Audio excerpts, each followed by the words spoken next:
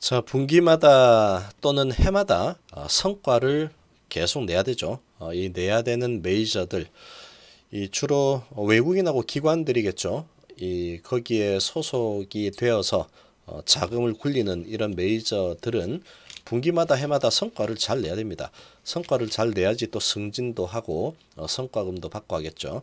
자, 그래야 되는데 그렇게 하려면 계속 주식을 사고 팔고 하는 경우가 많겠죠. 그렇게 하기 위해서 대부분 이렇게 주식을 샀다 팔았다 이런 행위를 많이 할 겁니다. 자, 그러나 이런 부분을 안 해도 되는 개인 투자자죠.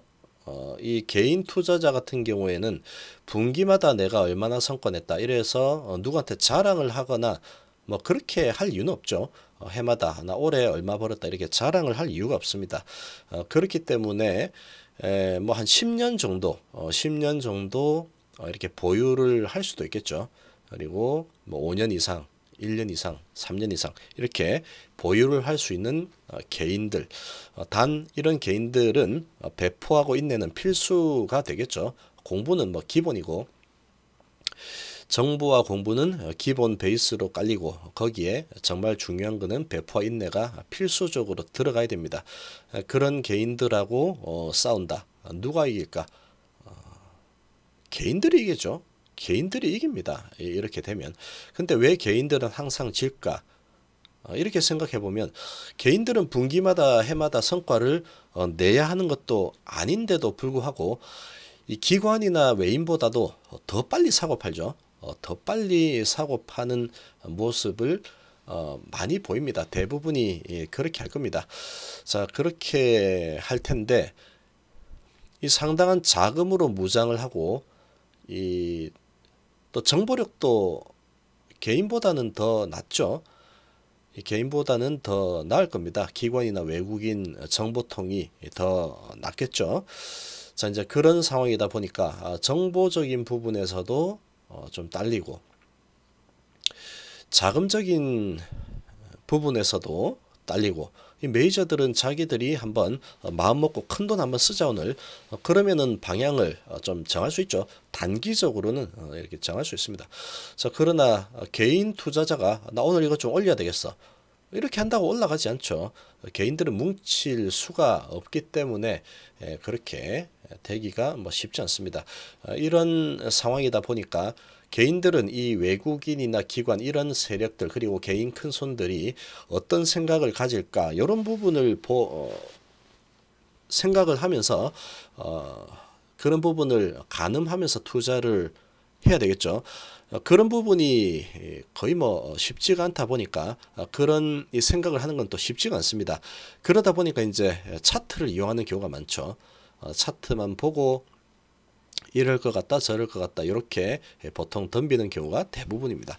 이제 그러다 보니까 개인 투자자가 주식시장에서 잃을 확률이 높은 거죠. 그리고 실제 돈을 버는 개인 투자자들이 뭐 2% 정도 밖에 되지 않는다 그러죠. 그런 현상이 나타나는 거다 이렇게 좀 볼 수 있겠습니다. 자, 대가들은 좋은 주식을 매도하는 것을 좋아하지 않습니다. 예를 좀 들면은 워렌 버핏은 코카콜라라는 이 회사를 좋게 보고 있죠. 그런 회사의 주식을 한번 사면은 내놓지 않죠. 지금 한 30년 이상을 계속 그냥 들고 있죠. 계속 들고 있습니다.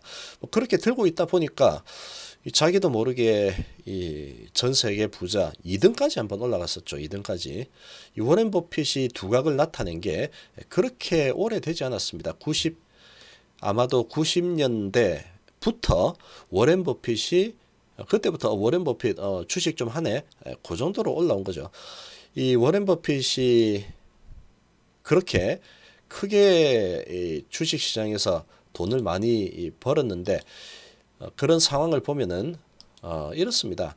이 주가가 그러니까 이 재산이 쭉 이렇게 천천히 움직이다가 하다가 어느 순간부터 이렇게 올라가죠. 2차 곡선처럼 2차 방정식처럼 이렇게 해서 이렇게 간 게 아니고 이렇게 간 게 아니고 이렇게 가다가 로그 곡선처럼 어느 순간 이렇게 올라갔죠. 그렇게 가면서 90년대부터 해가지고 워렌 버핏이 갑자기 돈을 엄청나게 벌어 들였습니다. 근데 워렌 버핏이 한 거는 뭐 다른 게 특별한 게 있느냐? 없습니다. 그냥 주식을 계속 가지고 있었죠. 가지고 있는 거 계속 가지고 있었더니 어느 순간에 그 회사들이 엄청난 발전을 하면서 이 주식의 가치가 어마어마하게 증가를 했죠. 그러면서 이제 워렌 버핏이 세계에서 가장 부자 이러면서 야 워렌 버핏 대단한데 뭐 이렇게 된 겁니다. 그렇게 된 거죠. 자, 그래서 이 대가들은 좋은 주식을 매도하는 것을 좋아하지 않습니다. 자, 그리고 이 HLB는 좋은 주식이냐 나쁜 주식이냐 좀 생각을 해봐야 되죠. 리보세라닙을 가지고 있습니다. 전 세계 판권을 가진 리보세라닙을 가진 회사가 HLB죠. 중국에서 지금 5년째 판매가 되고 있죠. 각종 데이터들이 잘 나오고 있고 에스모에서 베스트 논문으로 선정도 됐습니다. 그러면 성과가 나올 가능성이 아주 크죠. FDA 승인이 날 가능성이 아주 크다라고 볼 수 있는 겁니다. 그러고 나면 그 다음에 더 큰 시장들을 또 기대를 할 수 있는 상황이 되는 거죠. 간암, 대장암 등등. 자, 그런 상황입니다. 이렇게 보면은 상당히 이 기업 가치가 크게 급변할 만한 그런 회사다라고 가늠을 할 수 있겠죠.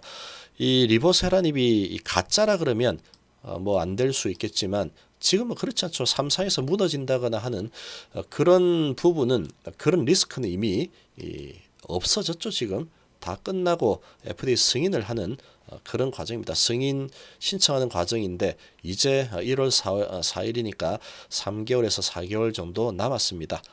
그런 상황이죠. 자, 지금 한번 보시면 저희 100배 주식을 연구한 이 펠프스라는 사람이 이런 내용을 얘기했죠.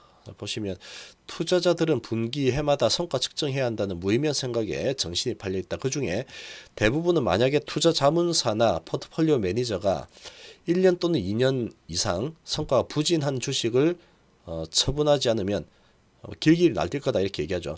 투자를 했는데 1년이나 2년 동안에 성과가 좋지 않다. 그래서 그런 주식을 왜 가지고 있냐고 뭐 이렇게 날뛸 거다 이런 얘기를 하는 겁니다. 자, 투자자는 시장 가격이 아니고 사업에 초점을 맞춰야 됩니다. 자, 이게 중요하죠. 지금 100배 주식을 보는 그런 방법을 논하는 사람이 이렇게 얘기하고 있죠. 투자자는 시장 가격을 보는 게 아니고 사업에 초점을 맞춰야 되는 겁니다. 지금 짤짤이 말고 크게 한번 제대로 나도 한번 투자해서 크게 인생을 바꾸고 싶다. 그런 개념이라고 봐야 되는 거죠. 그렇게 보려면 시장 가격이 아니고 그 사업 자체에 초점 맞춰야 되는 겁니다. 성장할 것을 확신하는 주식을 그저 깔고 앉아 있으면 부자가 되었을 것이다 이렇게 얘기하죠. 부자가 되었을 텐데 참 아쉽다 이런 말이 생략되어 있다 이렇게 볼 수 있습니다. 이게 바로 핵심이라 그러죠. 성장할 게 확실한 걸로 판단했다 그러면 깔고 앉아 있는 겁니다. 그래야지 부자가 되는 거죠. 그래서 부자가 되었을 것이다. 펠프스는 좋은 회사 주식을 매도하는 것을 좋아하지 않는다. 펠프스는 7,415달러라는 의료비를 이 사람이 아파가지고 7,415달러라는 의료비를 지불하기 위해서 1954년도에 폴라로이드 주식을 요 값을 지불하기 위해서 매도를 했죠. 자, 그 매도한 확인증을 아직도 계속 보관하고 있다 그러죠. 지금 뭐 엄청난 시간이 많이 흘렀는데도 보관하는 이유가 참 그때 내가 이렇게 어리석었구나. 그거를 기억하기 위해서 보관하고 있는 겁니다. 20년도 되지 않아서 폴라로이드 한 주는 84만 3천 달러까지 올라간 거죠. 엄청나게 많이 오른 겁니다. 20년 만에 84만 3천 달러까지 올라간 거죠. 7,400달러 요거 이제 병원비 쓰려고 한 주 팔았는데 그게 84만 3천 달러까지 올라갔으니 뭐 어마어마하게 올라갔죠. 엄청나게 값비싼 치료를 받았다. 그런 부분에 대한 어리석음을 기억하기 위해서 아직도 영수증을 보유하고 있다. 이렇게 얘기를 하고 있습니다. 이 시장 타이밍을 예측하는 것도 반대한다 그러죠. 이 타이밍 예측이 이렇게 쉽지가 않습니다. 쉽다 그러면 뭐 워렌 버핏이나 뭐 이런 피터 린치나 펠프스나 이런 사람들이 타이밍 예측해가지고 투자를 해서 했으면 더 큰 부자가 됐겠죠. 자기가 잘 한다 그러면. 근데 그 사람들은 나는 자신 없다. 그래서 이걸 안 한 거죠. 약세 시장 정확히 예측하는 대신에 주식 가격이 떨어지는 상황을 이용해서 1만 달러를 100만 달러로 만들어줄 주식을 찾는데 집중했더라면 훨씬 더 좋았을 것이다. 이렇게 이야기를 합니다. 약세장을 두려워한 탓에 약세장이 이제 나타나니까 그게 이제 겁나는 거죠. 겁이 나니까 그런 탓에 100배 수익을 낼 수 있는 기회를 놓쳤다라고 이야기를 하고 있죠. 마찬가지입니다. 지금 약세장이 좀 나올 수도 있고 뭐 그런 거죠. 지금 좀 올라가다가 조금 내려가니까 아주 단기적으로 이래 보면은 내려갔구나. 그리고 이란발 어쩌고 저쩌고 아주 단기적인 시각이죠. 그런 걸 가지고 내가 장기 투자 안 되겠다. 시장이 안 좋아질 것 같아. 좀 팔았다 다시 어떻게 뭐 해볼 수 있습니다. 그거 잘 할 수 있을 것 같으면 하면 되죠. 그렇게. 그러나 이제 저런 대가들이 말하는 거 보면은 그냥 좋은 주식이다. 기업이 성장할 것 같다. 그러면 깔고 앉아 있었으면 내가 참 큰 부자가 됐을 텐데 이렇게 얘기하죠. 그러고 저렇게 부자가 됐을 것이다 하는 것도 있고 미래형이죠. 그리고 실제 부자가 됐다 이렇게 얘기한 사람 있죠. 그 사람 뭐 피터 린치나 워렌 버핏 실제 부자가 그렇게 됐죠. 그리고 제프 베조스 아마존 창업자죠. 주식을 사고 팔고 하지 않았죠. 자기 사업만 본 거죠. 가격에 신경 쓰지 않고 자기 사업에 열중하다 보니까 어느 순간 갑자기 내가 세계 1등 부자가 됐네? 이렇게 된 겁니다. 그래서 지금도 세계 1등 부자죠. 지금도 세계 1등 부자입니다. 그 아마존 이 창업자 제프 베조스가 1등 부자죠. 자, 그런 부분들 지금 같은 시기에 좀 생각을 좀 해볼 필요가 있다 이렇게 생각이 됩니다. 지금 아주 긴 안목으로 좀 보고 있죠. 긴 안목으로 본다면 행동도 그렇게 긴 안목으로 가져가는 게 좋습니다. 단기로 내가 어떻게 돈을 많이 벌 수 있을 거라고 다들 생각하지만 제가 항상 말씀드리죠. 해보면 쉽지 않습니다. 절대로 이게 쉬운 게 아닙니다. 쉬운 게 아니죠. 그리고 한 100만 원 정도 가지고 나는 한번 해볼 거야. 그런 생각이 든다 그러면 한번 해보는 것도 나쁘지 않습니다. 나쁘지 않은데 이게 이제 좀 우려가 되는 게 이런 겁니다. 100만 원 가지고 만약에 내가 했다 그러면 사고 팔고 하면은 이 재미가 있죠. 재미가 있다 보면은 야, 이거 100만 원이 아니고 내가 가지고 있는 거 전부 다 이렇게 해서 이 미련하게 들고 있을 게 아니고 사고 팔고를 내 전재산 가지고 하겠다. 그렇게 하는 경우가 생깁니다. 이게 하다 보면 100만 원 가지고 딱 사고 팔고 있는데 순식간에 내가 10%를 먹었다. 그러면 야 이거 내가 1000만 원으로 했으면 이게 얼마야? 이런 생각이 들게 돼 있죠. 자 그러면 100만 원 가지고 10만 원 벌다가 이게 안 되겠어. 다 빼가지고 1000만 원으로 해야지. 그래서 100만 원을 또 먹을 것 같지만 그렇지 않죠. 계속 먹었다가 잃었다가 먹었다 잃었다 이렇게 되는 거죠. 그러다 보면은 어느 순간 저 밑에 가 있으면서 기훈TV 말 들을 걸. 뭐 그렇게 하겠죠. 그렇게 되는 겁니다. 그래서 그리고 이제 100만 원 가지고 만약에 한다. 그러면 그게 또 딱 그것만 가지고 해야 되는데 이게 또 재미를 붙이게 되면은 그 부분도 또 혼란이 생길 수 있습니다. 이게 좀 재미나 뭐 이런 걸 위해서 좀 하다가 단타에 좀 빠져들게 되면은 그게 약간 중독성이 있기 때문에 어느 순간 한번 제대로 투자해서 인생을 바꿔보겠다 하는 마음이 어느 순간 사라지게 되어 있습니다. 그냥 다 연기처럼 사라지고 어느 순간 보면은 계속 단타를 하고 있죠. 그런 상황이 발생을 할 수 있습니다. 그래서 저 같은 경우에도 지금은 그럴 때가 아니다.